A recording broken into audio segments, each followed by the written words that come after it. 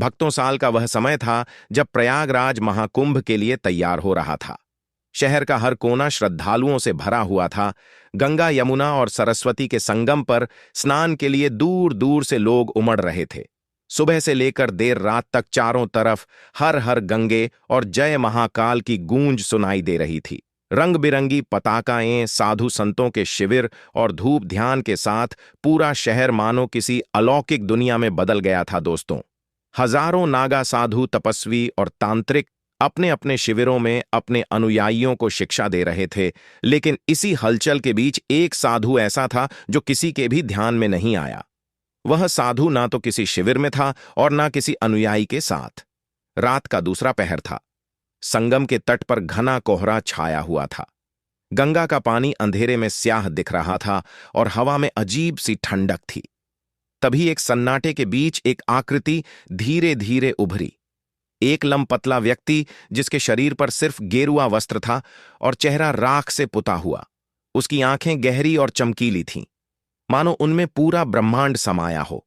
Video में आगे बढ़ने से पहले अगर आप भी भगवान को मानते हैं तो वीडियो को लाइक करके कमेंट बॉक्स में हर हर महादेव जरूर लिखिए। वह व्यक्ति कोई साधारण साधु नहीं था।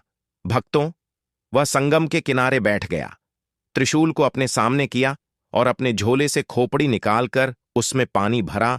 उसने मन उच्चारण शुरू किया। रात भर उस जगह पर कुछ अजीब अजीब सी ऊर्जा महसूस हुई।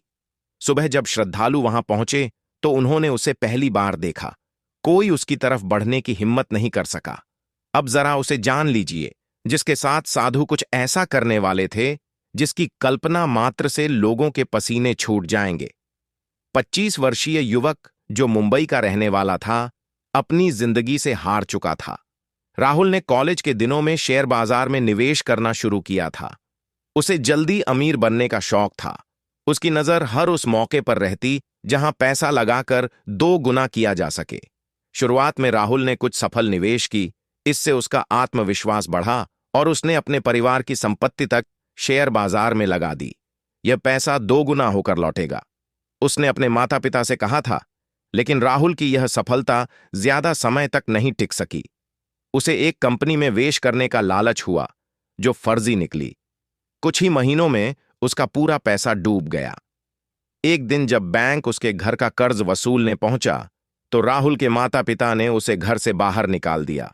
तुमने हमारे साथ धोखा किया, हमने तुम पर विश्वास किया और तुमने सब बर्बाद कर दिया, उसकी मां ने कहा। राहुल के पास अब ना कोई दोस्त था न घर। उसने हर दरवाजा खटखटाया लेकिन हर जगह उसे तिरस्कार ही मिला।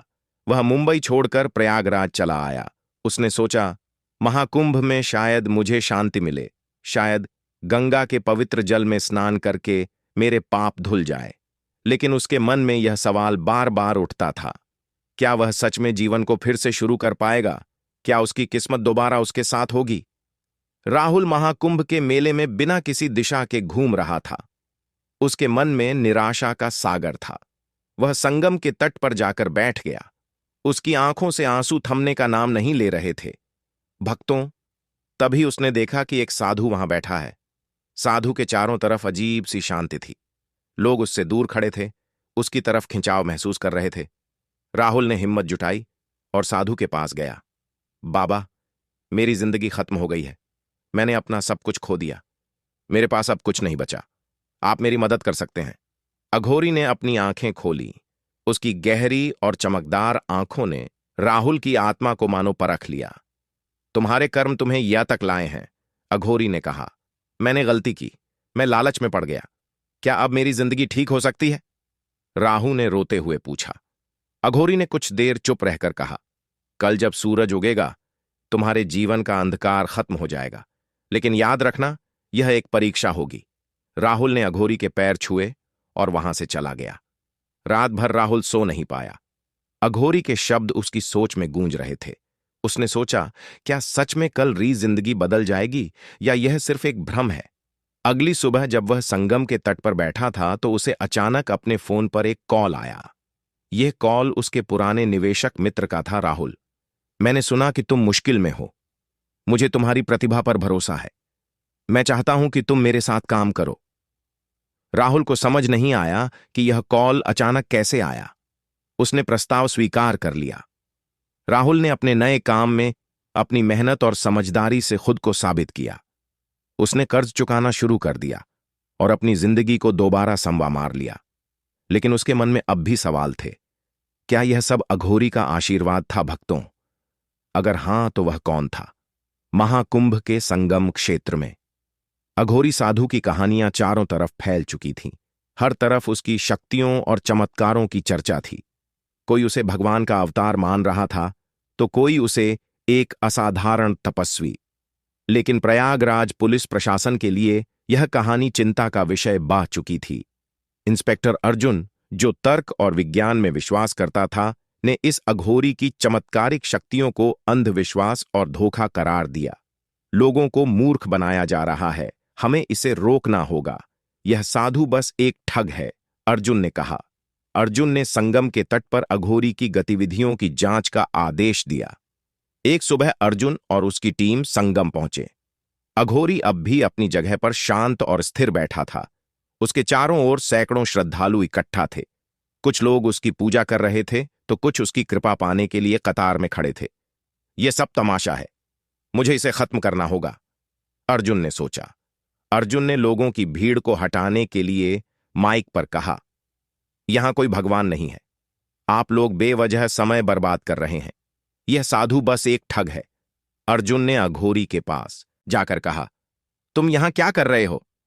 लोगों को बेवकूफ बनाना बंद करो।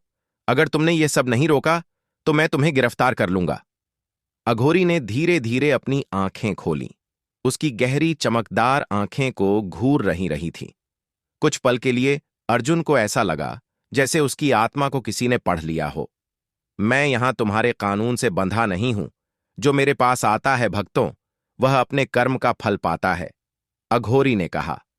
अर्जुन ने गुस्से में कहा, यहां कानून का शासन है और मैं कानून का रक्षक हूं।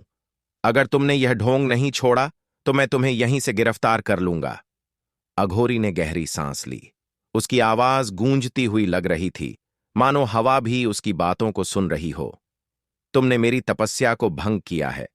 तुम्हारे कर्मों का फल अब तुम्हें और तुम्हारे शहर को भुगतना पड़ेगा। अर्जुन ने इसे महज एक धमकी समझकर अनदेखा कर दिया। उसने अपने सिपाहियों को आदेश दिया, इसे पकड़कर थाने ले चलो। 2 सिपाही आगे बढ़े, लेकिन जैसे ही उन्होंने अघोरी को छुआ, उनकी आंखों में डर की परछाई दिखने लगी। वे कांपते हुए पीछे हट गए। यह सामान्य इंसान नहीं है, मुझे अजीब सा महसूस हो रहा है, एक सिपाही ने कहा।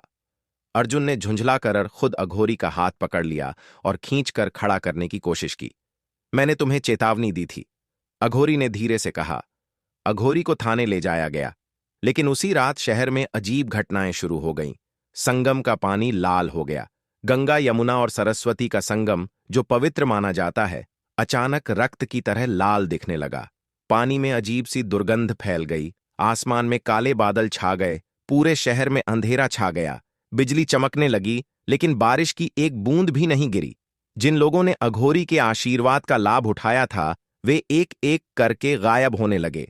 उनके घरों में बस उनकी परछाइयां बची थीं। शहर के लोग भयभीत हो गए। यह अघोरी का श्राप है भक्तों। अर्जुन ने उसे छेड़ा और अब हम सब भुगत रहे हैं। अर्जुन ने इन घटनाओं को पहले संयोग माना। यह सब महज प्राकृतिक आपदा है, इसका उस साधु से कोई लेना देना नहीं है, उसने अपने सिपाहियों से कहा। लेकिन जब उसकी अपनी पत्नी अचानक बीमार पड़ गई और डॉक्टर इसका कारण नहीं समझ सके, तो अर्जुन को चिंता होने लगी। शहर में अफवाहें फैलने लगीं।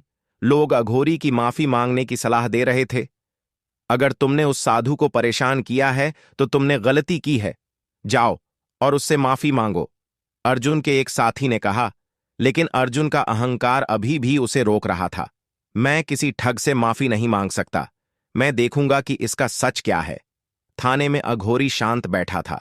उसने ना तो कोई विरोध किया और ना ही कुछ मांगा। अर्जुन ने उससे कहा, तुमने इन घटनाओं का खेल रचा है, यह सब कैसे हो रहा है? अघोरी ने जवाब दिया, यह खेल नहीं, यह तुम्हारे कर्मों का फल है। मेरे पास जो आता है वह अपने कर्मों के परिणाम का सामना करता है। तुमने मुझे छेड़ा, अब तुम और तुम्हारा शहर इसके परिणाम भुगत।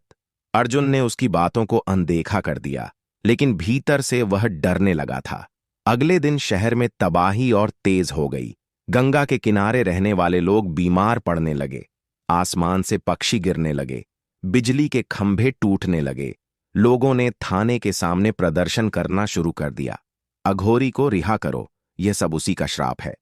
अर्जुन के जीवन में पहली बार ऐसा हुआ था कि उसने खुद को असहाय महसूस किया। वह हमेशा कानून और तर्क की ताकत पर भरोसा करता था, लेकिन अब शहर में जो कुछ भी हो रहा था वह उसकी समझ से परे था। थाने के एक कोने में अघोरी शांत बैठा था। न उसने भोजन मांगा न पानी। उसकी आंखें बंद थीं, लेकिन उसका मौन जैसे पूरा थाने को अपनी गिरफ्त में ले रहा था। भक्तों, अर्जुन उसे लगातार घूर रहा था। यह सब उसी का खेल है, अर्जुन ने सोचा। तभी थाने के बाहर एक सिपाही भागता हुआ आया और हाँफ हुए बोला, सर, संगम का पानी और भी खराब हो रहा है। लोग अब बीमार हो रहे हैं। और क्या?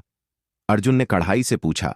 और जिन लोगों ने इस साधु से आशीर्वाद लिया था, उनमें से 2 लोग कल रात गायब हो गए हैं। उनके घरों में अजीब सी खामोशी है। अर्जुन ने अपना सिर पकड़ लिया। उसकी समझ में नहीं आ रहा था कि वह क्या करे। थाने में अर्जुन ने अघोरी से बात करने का फैसला किया। उसने कठोर स्वर में पूछा, तुमने यह सब कैसे किया? अगर तुम सच में कोई शक्ति रखते हो तो इसे खत्म करो। अघोरी ने धीरे धीरे अपनी आंखें खोलीं। उसकी आंखें इतनी गहरी थीं कि अर्जुन को ऐसा महसूस हुआ वह अपनी आत्मा को देख रहा हो। तुम्हारा अहंकार तुम्हें इस स्थिति तक लाया है।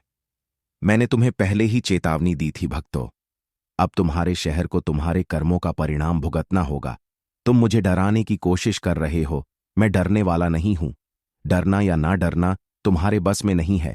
जब प्रकृति क्रोधित होती है तो इंसान का अहंकार चूर हो जाता है। उस रात शहर में तबाही और बढ़ गई।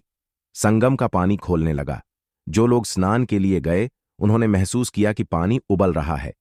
अजीब रोशनी, आसमान में रह रहकर हरी और लाल रोशनी चमकने लगी।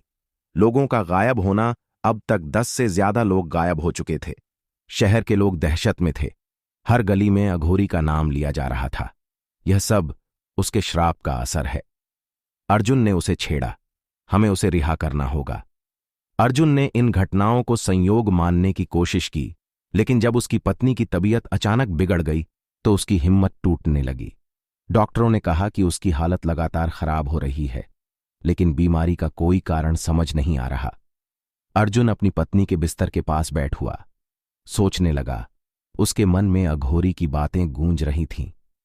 क्या सच में यह मेरी गलती है? क्या मुझे उससे माफी मांगनी चाहिए? अगले दिन शहर के कुछ बड़े नेताओं ने अर्जुन से मुलाकात की। अगर तुमने उस साधु को पर परेशान किया है दोस्तों, तो हमें उसे छोड़ देना चाहिए। यह कानून के खिलाफ है। मैं उसे ऐसे नहीं छोड़ सकता।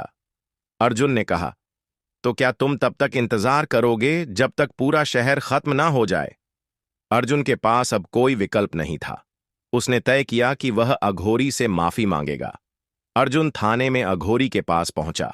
उसने सिर झुकाकर कहा, मुझे माफ कर दो। मैं मानता हूं कि मैंने तुम्हें गलत समझा, लेकिन जो हो रहा है उसे खत्म करो। लोग मर रहे हैं। मेरा परिवार खतरे में है।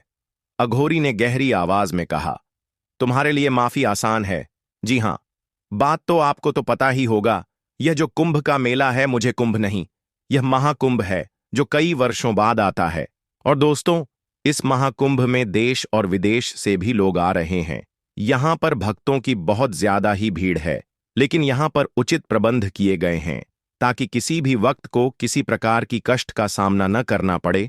तो दोस्तों, वीडियो को कैसे लगी कमेंट में जरूर बताएं और ऐसी जानकारी के लिए वीडियो को एक लाइक करके चैनल जरूर सब्सक्राइब कर लेना भक्तों।